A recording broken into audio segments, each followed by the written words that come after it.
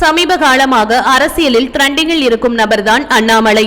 தமிழக பாஜக தலைவரான இவர் இப்பொழுது நடைபெற்றுள்ள நாடாளுமன்ற தேர்தலில் கோயம்புத்தூர் தொகுதியில் போட்டியிட்டு இருக்கிறார்.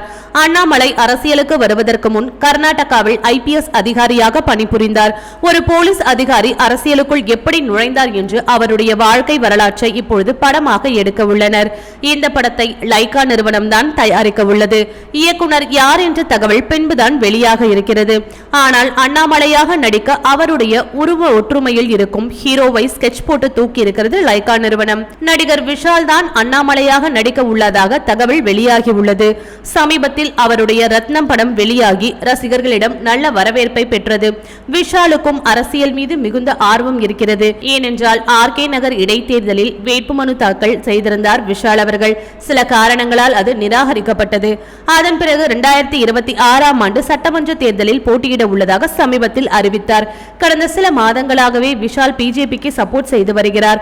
மேலும் அரசியலில் விஷால் இறங்கினால் கண்டிப்பாக BJPயுடன் கூட்டணி வைப்பார் என்றும் கூறப்படுகிறது. இப்பொழுது அண்ணாமலையாக நடிக்கும் வாய்ப்பும் விஷாலுக்கு கிடைத்திருக்கிறது.